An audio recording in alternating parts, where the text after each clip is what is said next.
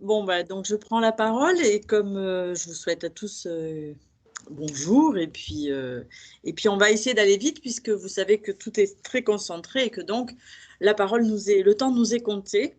Si je parle, c'est parce que nous sommes là en situation de visioconférence, mais c'est au nom des 7 référents et coordonnateurs de recherche paramédicale de nos 7 établissements. Ce travail-là a été fait ensemble pour notre objectif et notre propos est de montrer la dynamique que nos établissements ont mis avec le GIRSI dans la recherche paramédicale. Voilà. Donc, on peut passer à la diapo suivante. De quoi parle-t-on quand on parle de recherche paramédicale?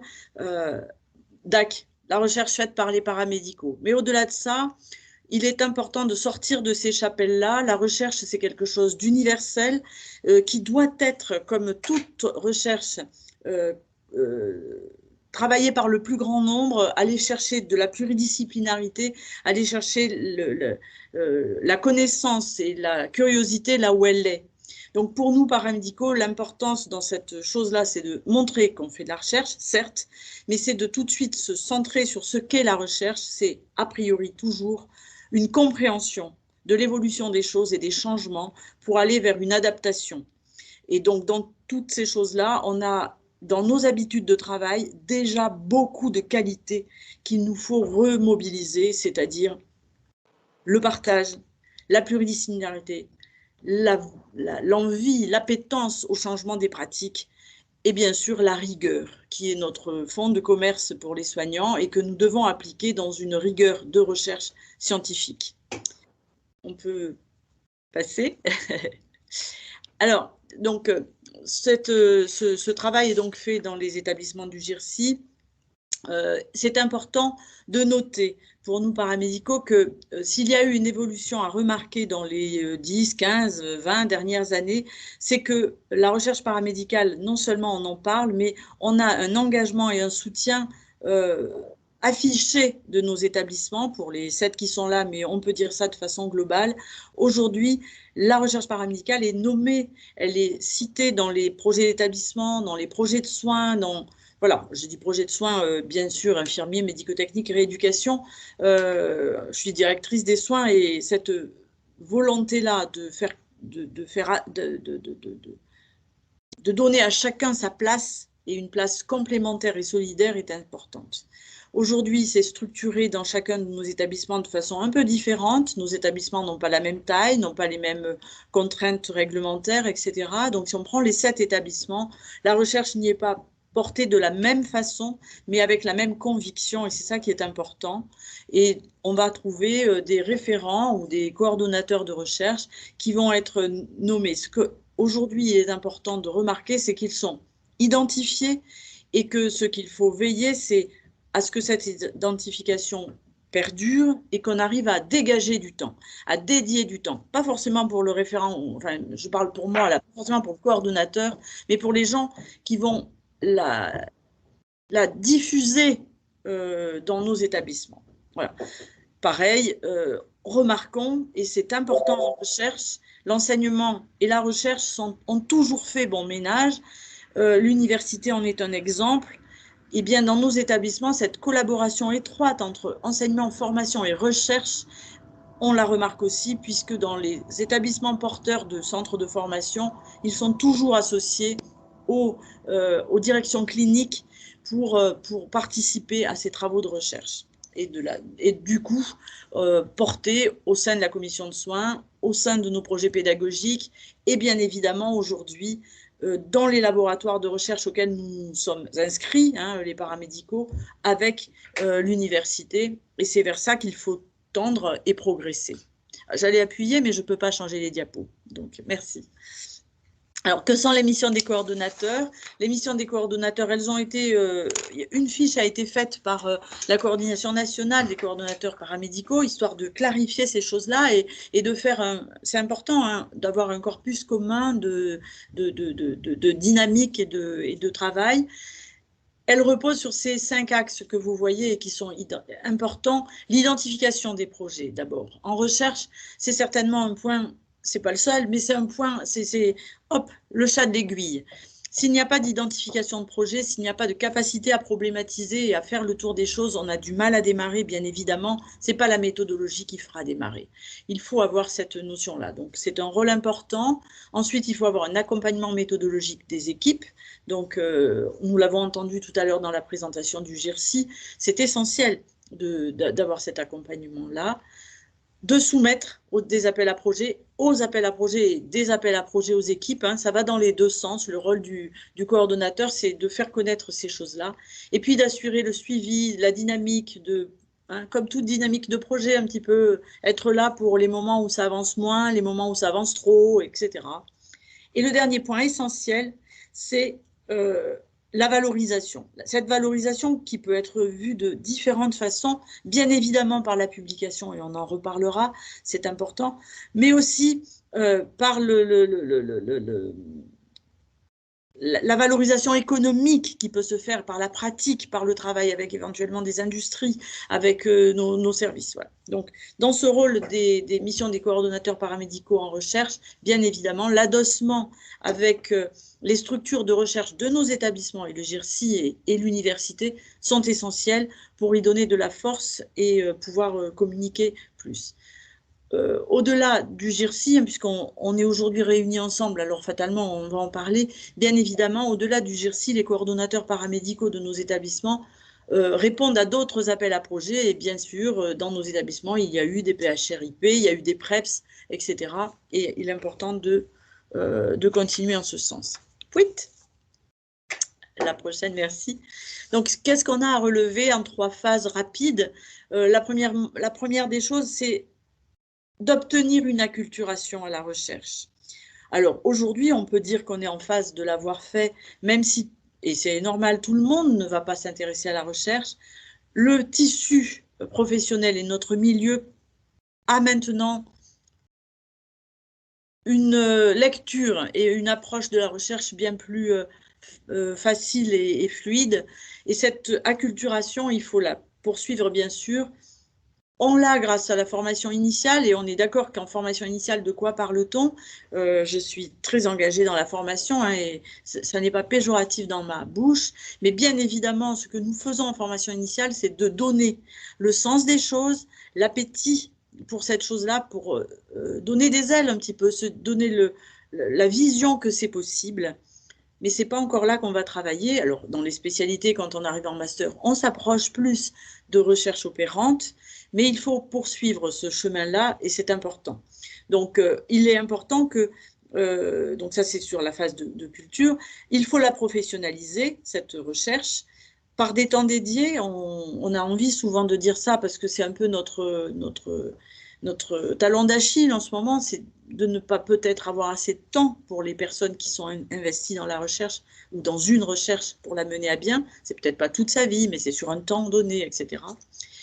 De massifier les masseurs et les thèses dans nos milieux professionnels, toutes filières confondues, parce que l'on sait que quand on monte en connaissances, en compétences, en diplomation, en certification, on sait qu'il y a une influence sur la qualité des soins et sur la qualité de la santé des personnes. Il y a des études qui ont été menées par ça, et on peut en citer au moins une qui a été menée par une infirmière.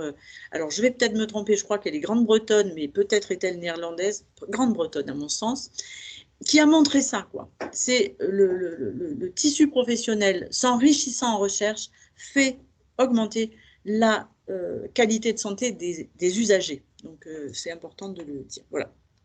Et puis, le troisième temps, c'est la visibilité. Alors, la visibilité, eh bien, ça va être la publication, bien sûr, ça va être de savoir montrer ce que l'on fait, de s'investir dans ces choses-là. Et on peut noter dans ce temps-là l'apparition, le travail qu'on fait avec l'université et la création des 3 CNU qui vont nous donner plus de lisibilité, plus de capacité d'entrer dans la recherche sur un secteur qui sera visible. Et donc, il faut qu'on y travaille. Je vais accélérer, je suis sûre qu'ils vont me dire que ça fait plus de 10 minutes. On passe au suivant. Oh, ben c'est le dernier, je suis bonne. Voilà. Donc, toutes ces choses-là sont évidemment importantes. Il faut quand même dire qu'en termes de publication, puisque la publication est importante, au rang mondial, la France paramédicale n'est que le 25e producteur de publications, ce qui, bon, voilà, 25, hein, ma foi, mais ça ne fait que 0,7% des contributions écrites. Voilà, donc on a un peu à travailler là-dessus. Bon, ça donne des objectifs. Voilà. Donc voilà ce que sont nos objectifs dans ce groupe de recherche paramédicale du GERSI, de créer une dynamique entre nos établissements, de faciliter les complémentarités et coopérations. Tout à l'heure, je disais hein, que la recherche est universelle. C'est important de le savoir. L'homme, finalement, a construit sa position et son histoire sur la solidarité, l'audace et l'espoir mis dans ses propres capacités. Et bien aujourd'hui, il faut que nous portions ça à l'échelon de nos tissus professionnels, de se dire qui est bon et où, en quoi je peux coopérer et comment je peux créer aussi de la recherche multicentrique, sortir de nos murs d'établissement comme nous sortons aujourd'hui peut-être de nos corporatismes pour aller un peu au-delà. Voilà. Et tout ça par de la mise en commun et c'est très agréable. On a des réunions maintenant au sein de ce groupe. C'est très agréable de pouvoir mettre en commun les réflexions que l'on porte puisqu'on vit des choses un peu différentes dans nos établissements. On a des orientations disciplinaires différentes, etc. Quelles sont nos organisations? On peut en tirer du bénéfice, à savoir comment fait l'un ou l'autre pour modifier la vision que l'on peut en avoir. Et puis de définir des stratégies sur comment on va s'y prendre et de quelles ressources va-t-on pouvoir profiter et comment peut-on construire ces choses-là. Donc de ce groupe-là, je crois que, enfin, ceux qui y participent en sortent intéressés, grandis et puis enrichis. C'est en tout cas ce que je trouve. Et je pense que c'est une occasion pour nous tous de pouvoir montrer de façon solidaire que la recherche paramédicale, c'est se propulser dans l'action, mais c'est aussi avoir des objectifs, des axes forts qu'il faut définir comme dans un laboratoire de recherche. Voilà, et je crois que j'ai fini. Très bien, merci Madame Jamot. Alors, avant de passer à la présentation des deux projets, je voulais juste vous dire que si vous avez bien sûr des questions, parce que j'ai oublié de vous le dire en début de présentation, vous avez des questions, bien sûr, vous pouvez les poser dans le chat. Et par contre, on a un temps d'échange qui sera à la fin de cette présentation de recherche paramédicale. On aura un temps de... Voilà, vous pourrez éventuellement prendre la parole, donc ne vous inquiétez pas, vous pourrez poser toutes vos questions tout à l'heure. Voilà, je laisse la parole à Madame Déborah Lebedif. Si vous pouvez actionner votre caméra. Bonjour à tous, donc je suis Déborah Lebedif, je suis infirmière au CHU Hôpitaux de Rouen et je vais vous présenter le projet paramédical infirmier de rhumatologie qui s'appelle SIRA et qui a donc répondu à l'appel à projet GIRSI en 2015. Diapositive suivante, s'il vous plaît. Merci. Juste le contexte donc, de notre étude, on est sur la polyarthrite rhumatoïde, donc c'est une pathologie auto-immune inflammatoire qui évolue par poussée et donc la persistance de l'activité de la polyarthrite rhumatoïde est néfaste en termes de destruction articulaire et d'incapacité fonctionnelle. Il est donc nécessaire de détecter précocement la reprise de l'activité de la polyarthrite rhumatoïde. Les rhumatologues disposent actuellement de différentes biothérapies qui sont, elles, pour certaines, administrées selon un schéma préétabli, ce qui n'est pas le cas pour le rituximab. Et donc, de là est venue cette idée de pouvoir travailler sur un suivi serré. Diapositive suivante. Donc, notre objectif principal, c'est de démontrer l'efficacité d'un suivi serré infirmier des patients atteints d'une polyarthrite rhumatoïde afin de détecter précocement la reprise de l'activité de la maladie chez les patients atteints traités par rituximab. Notre critère d'évaluation principal, c'est le DAS28-CRP. C'est un score qui est réalisé à partir de différents éléments, basé sur le décompte articulaire de 28 articulations avec donc le nombre d'articulations gonflées, le nombre d'articulations douloureuses, une évaluation de l'activité de la maladie faite par le patient sur une échelle allant de 0 à 100, ainsi qu'un marqueur biologique, la protéine C-réactive. Diapositive suivante.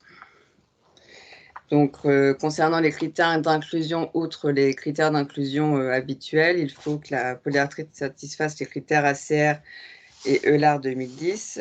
Il faut que le patient lors de sa visite d'inclusion qui est programmée à 6 mois de la cure de rituximab. Je vous réexpliquerai bien vraiment le schéma de l'étude, on le verra juste après. Il faut qu'on ait un DAS28-CRP qui soit inférieur à 2,7, ce qui est donc une valeur qui nous permet de montrer que le traitement par rituximab est efficace.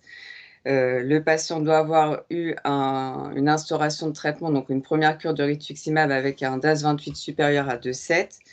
Et puis au niveau des critères d'exclusion, donc à la balance inverse de ce qui a été montré sur les critères d'inclusion, le patient qui est non répondeur au traitement par rituximab et donc qui aurait un DAS28 supérieur à 2,7 à la visite à 6 mois ne pourrait pas prétendre participer à l'étude. De même pour un patient qui aurait une pathologie intercurrente qui pourrait modifier l'appréciation de la polyarthrite rhumatoïde. Diapositive suivante. Donc voilà, là c'est le schéma de l'étude, donc je vais entrer dans le détail. Donc c'est une étude prospective randomisée, donc bicentrique, puisqu'elle est réalisée à la fois sur le CHU de Caen et sur le CHU de Rouen. On est à la fois en ouvert et en aveugle sur les modalités de retraitement par rituximab. Donc en ouvert, puisque au moment où le patient est randomisé et qui donc l'attribution aléatoire de l'un des deux bras, l'infirmière est avisée in fine. Je vous expliquerai pourquoi le patient de l'attribution qui a été faite. Et puis, on est en aveugle, puisqu'au moment de l'évaluation finale, au moment de la dernière visite dans l'étude, c'est un rhumatologue indépendant de l'étude qui réalise l'examen clinique. Et donc, lui ne sait pas dans quel bras le patient a été tiré au sort au moment de la randomisation. Donc, pour reprendre, le patient il a eu une première cure de rituximab dans le cadre d'une polyarthrite rhumatoïde active en hôpital de jour. Donc la cure de rituximab, c'est 2 perfusions à 15 jours d'intervalle. Et donc à 6 mois, on attend toujours au moins 6 mois, ça c'est les recommandations d'administration de traitement, pour pouvoir évaluer l'efficacité du traitement par rituximab. À ce moment-là, on peut proposer au patient de participer à l'étude. La randomisation est faite ce même jour et donc les critères sont revus par un rhumatologue. Donc nous, dans le service, c'était le professeur Vidcock et le professeur Lequéré qui confirment donc l'efficacité du traitement par rituximab et qui confirment aussi nos critères d'inclusion et d'exclusion. Le patient est randomisé, il est attribué de façon aléatoire dans l'un des deux bras. Donc le bras noir, c'est le bras qui est habituel dans le suivi du patient qui a une polyarthrite rhumatoïde et qui a du rituximab, qui est suivi donc par son rhumatologue traitant tous les 3 à 4 mois. Donc ça, c'est la pratique habituelle. Et comme on avait vu sur le premier schéma, quand le rhumatologue traitant voit son patient donc en consultation et exprime donc ce souhait de refaire une perfusion de rituximab, il réadresse en hôpital de jour. L'autre bras, donc c'est le bras qui est rouge, c'est là où il y a le suivi serré infirmier. Donc on a une première séance d'éducation à l'auto-évaluation de la polyarthrite rhumatoïde par le patient. On éduque le patient à pouvoir réaliser chez lui en autonomie le décompte articulaire et donc se suivre. Les flèches jaunes, c'est le suivi téléphonique mensuel par l'infirmière. On va dépister la reprise de l'activité de la maladie. Donc, lors du suivi téléphonique, on recueille nos éléments pour réaliser le DAS28, donc nombre d'articulations gonflées douloureuses, l'évaluation de l'activité de la maladie, la protéine C réactive, et puis donc on calcule le DAS28. Si le DAS28 est supérieur à 2,7 avec au moins une articulation gonflée en plus par rapport à l'examen clinique qui avait été réalisé à la visite d'inclusion, on voit le patient en consultation infirmière sous 48 heures. On objective ou non la reprise de l'activité de la maladie, c'est-à-dire que si le patient finalement n'est pas en reprise d'activité de la polyarthrite, il poursuit son cursus, le chemin dans le suivi serré infirmier. Si effectivement il y a une rechute, il est vu en hôpital 2 jours sous 15 jours pour réaliser une nouvelle cure de rituximab. Et donc là, on arrive à la fin de l'étude dans les deux bras, puisque quand le patient vient faire sa nouvelle cure de rituximab, il est vu par un rhumatologue indépendant de l'étude. Et donc, c'est également à ce moment-là l'occasion de pouvoir vous expliciter. Je vais juste reparler des critères d'évaluation secondaire, puisque là, on voit un retraitement en hôpital de jour, DAS28. Donc, on a compris, à chaque USF36, c'est nos questionnaires de qualité de vie et donc les doses de corticoïdes corticoïdes et anti-inflammatoires entre nos deux cures. Diapo suivante. J'ai fait beaucoup de temps. Voilà, donc la durée de la période d'inclusion initiale, on était sur 24 mois avec une mise en place de l'étude en juin 2016. Première inclusion en mai 2017. On a demandé un premier amendement pour prolonger la période d'inclusion de 18 mois en avril 2019. Et puis, comme beaucoup d'équipes, on a été impacté par la pandémie Covid. Donc, on a demandé une prolongation de la période d'inclusion pour 6 mois en octobre 2020. On arrive à la fin de la période d'inclusion le mois prochain. Et donc, le patient, il a un suivi dans l'étude maximale de 24 mois.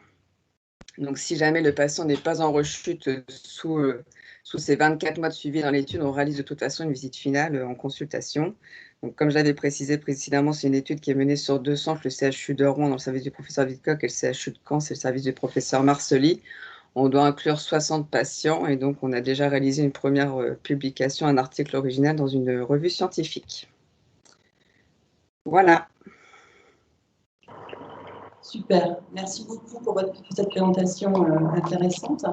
Je vais peut-être passer la parole à Madame Buffet, qui va vous présenter également son projet. Madame Buffet, vous êtes bien connectée? On ne vous entend pas. Oui, oui, je suis là. Super. Merci beaucoup. Bonjour à tout le monde. Et puis merci de me permettre de parler au sein du groupe. Alors, la particularité de notre étude, c'est que c'est une étude multicentrique aussi avec 2 CHU, le CHU de Caen et le CHU de Rouen. Et la particularité que l'on a, c'est qu'on est adossé aussi avec 2 réseaux, des réseaux de soins donc extra-hospitaliers, ville-hôpital.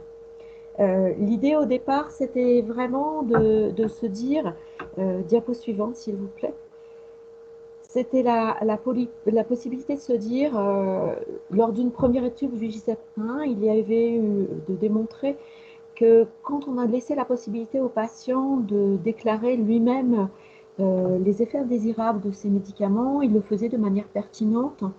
Et cette première étude avait montré que c'est quelque chose qui est très peu développé en France, hein, la pharmacovigilance par les patients eux-mêmes. Qu'est-ce que pouvait apporter le travail que l'on faisait au sein des réseaux, à savoir l'accompagnement dans les traitements des patients?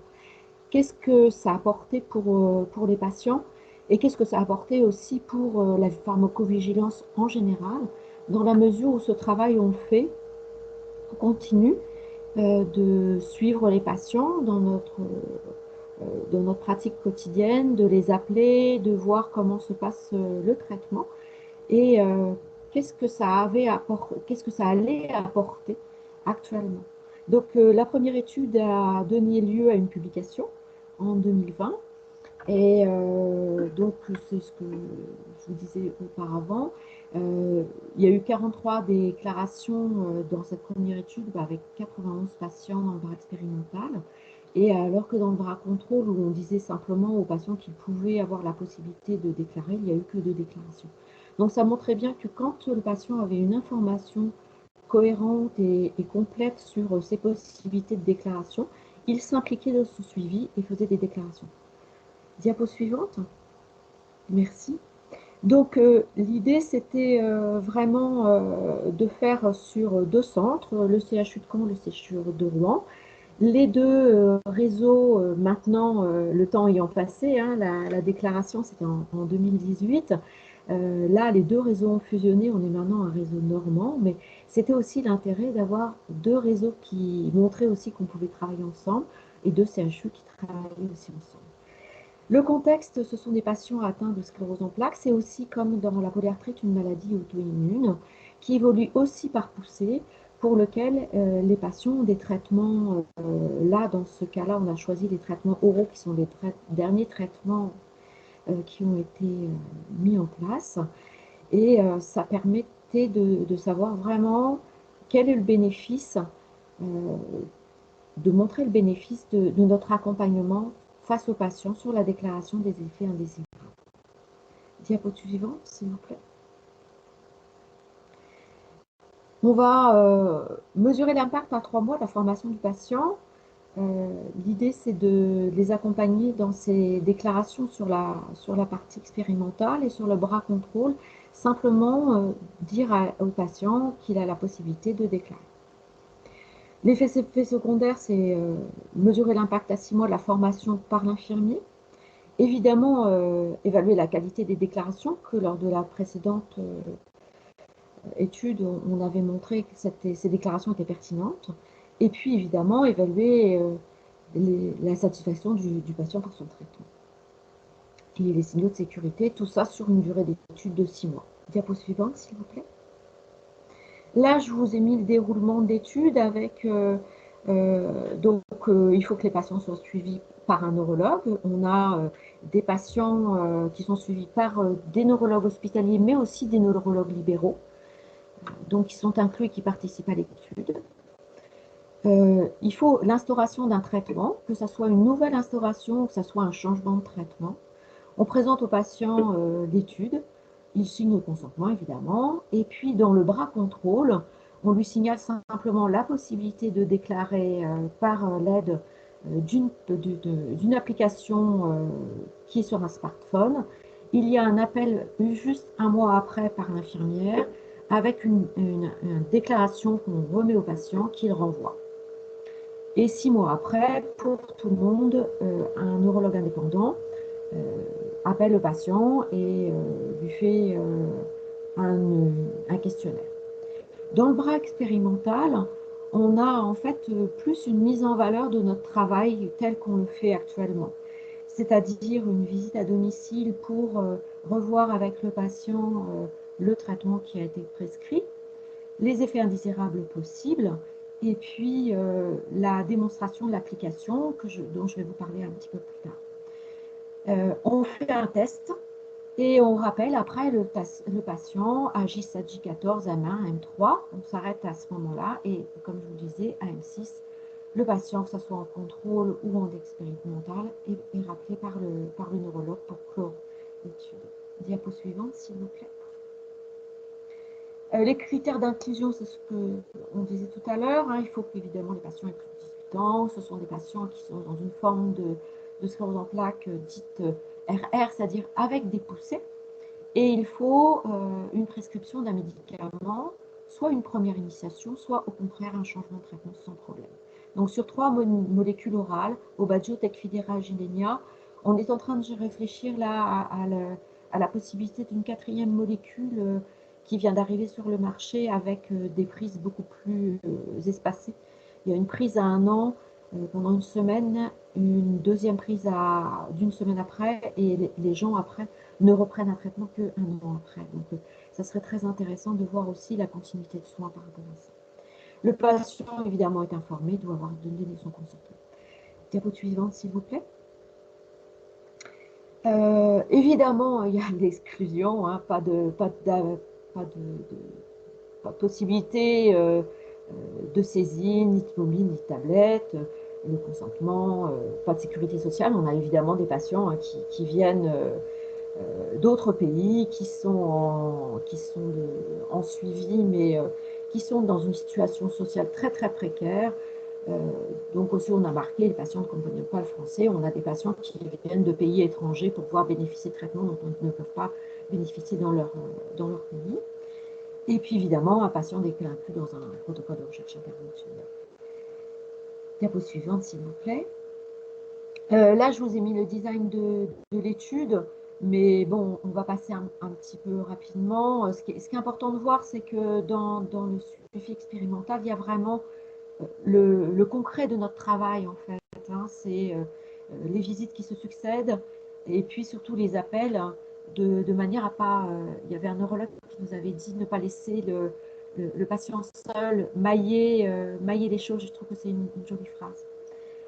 Voilà, donc c'est un suivi, là nous on le propose même sur 1 an, alors on s'est arrêté à 6 mois, mais on le propose sur 1 an. Diapo suivante. La présentation de l'application, c'est une présentation qui a été développée par une société qui s'appelle, je me trompais, Evidrog, qui est une application gratuite et sur laquelle les patients peuvent mettre tous les effets indésirables qu'ils ont. Elle est facile à remplir. Elle peut être un peu, pour certains patients, répétitif parce qu'il n'y a pas d'informations qui sont gardées. Donc, il faut à chaque fois remettre son prénom, son mail. Donc, certains patients, j'ai vu dans Vichytep 1 se lasser en fait de remettre ça, mais c'est aussi pour une sécurité. Et là, il ne va pas y avoir de possibilité d'améliorer cette application parce qu'ils vont en fait l'arrêter. Ils la maintiennent uniquement pour nous. Le serveur, c'est un serveur sécurisé, ça c'est important, qui assure la confidentialité. Et puis, l'autre possibilité très intéressante, c'est la possibilité de prendre des photos en cas d'urticaire, en cas de réaction. On peut dialoguer par smartphone et ça, c'est quelque chose de très important. Diapo suivante. Écoutez, j'ai terminé. C'est vraiment essayer en lien avec tout ce qu'on a développé au départ, de rajouter en fait simplement notre travail, d'avoir une visibilité de ce travail d'accompagnement pour mettre en évidence le travail des infirmiers. Merci beaucoup. Super, merci beaucoup Madame Dufay. Je vous propose maintenant de passer à un petit peu la table ronde, comme ça, mais c'est pour voir vraiment un retour d'expérience de notre porteur de projet qui nous ont présenter leur projet là tout de suite. Je vais demander peut-être à Pauline de départager pour qu'on puisse peut-être se voir. Merci. Vous allez voir, madame, peut-être, je suis désolée, je vais demander aux gens qui ne présentent pas de bien vouloir couper leur caméra, s'il vous plaît. Pour ne laisser que madame Dufay, madame Lebedif et moi-même, s'il vous plaît. Juste pour qu'on ait à l'écran les personnes qui. Je vous remercie beaucoup.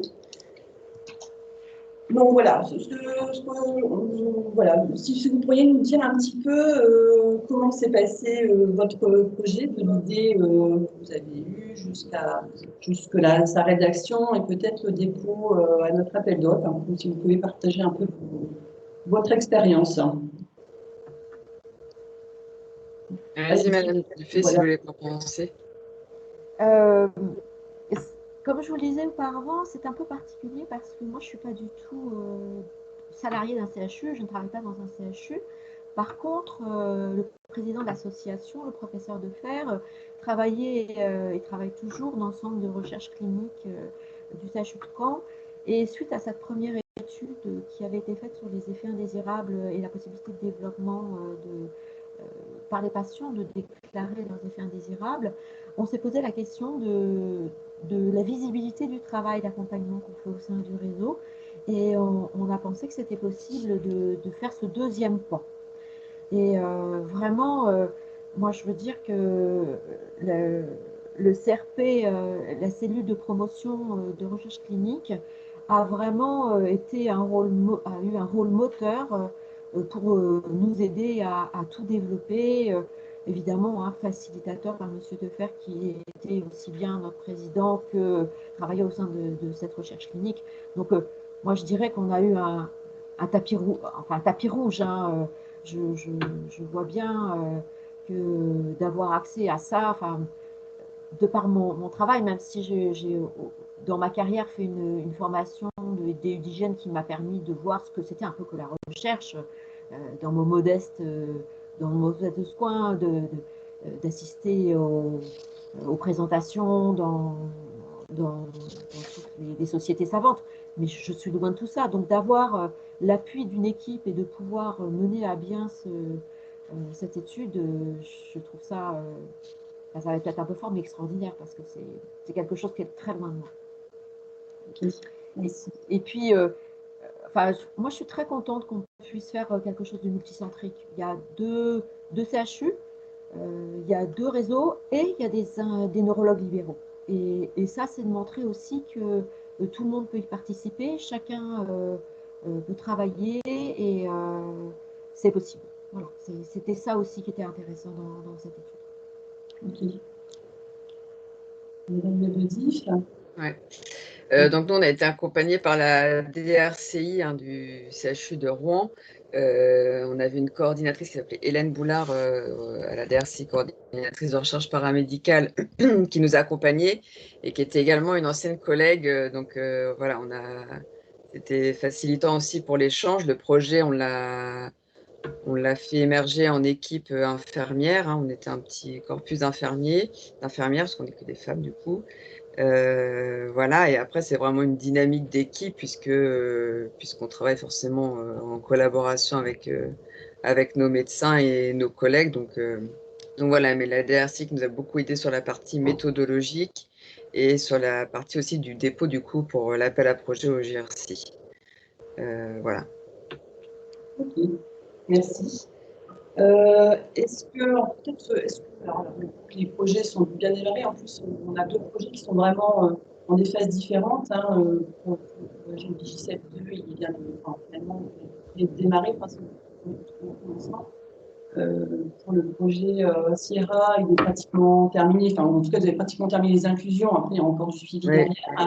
Quelles sont les difficultés éventuellement que vous avez rencontrées pendant la mise en place? Alors peut-être pour Madame Dufay, comme c'est vraiment de la mise en place jusqu'au démarrage du projet, pour Madame Lebedif, peut-être si vous avez rencontré des difficultés autour de la réalisation du projet. Moi, ce que je vois actuellement, c'est des inclusions ont démarré très vite. Le premier jour, il y avait déjà trois personnes qui étaient incluses. Et là, je vois qu'il va falloir solliciter en fait les partenaires qui sont pris dans le quotidien, et c'est tout à fait normal, qui ont plein pour les hospitaliers d'autres recherches cliniques aussi qui sont en cours. Donc ça peut être compliqué dans sa partie quotidienne de toujours penser à tout ce qui est possible d'inclure. Voilà, c'est ça. Donc je pense que il va falloir qu'on refasse régulièrement des relances. Évidemment, la pandémie actuelle ne nous aide pas. On est censé, nous, faire des visites à domicile pour montrer l'application, etc. Là, actuellement, on est un petit peu coincé par tout ça. Donc, c'est vrai que le dépôt de projet, c'était 2018. 2019, on a réfléchi, continuer la mise en place, etc. 2020, ça devait commencer, et 2021, on est simplement au début de l'inclusion. Donc, on voit bien qu'il y a plein de freins, et c'est justement comment on peut essayer de passer par-dessus tous ces freins. Nous, on est une équipe quand même qui se connaît bien pour le coup, puisqu'on est en intra-hospitalier. Donc les screenings, moi je les faisais sur dossier pour identifier les patients qui pouvaient prétendre, à qui on pouvait proposer l'étude. Et puis du coup, je faisais un appel téléphonique voilà, pour programmer en collaboration avec les deux investigateurs de l'étude les visites d'inclusion. Voilà, donc dans l'idée, voilà, étant donné qu'on est tous amenés à travailler physiquement en plus au même endroit, pardon. Je pense que c'est des choses qui sont possibles.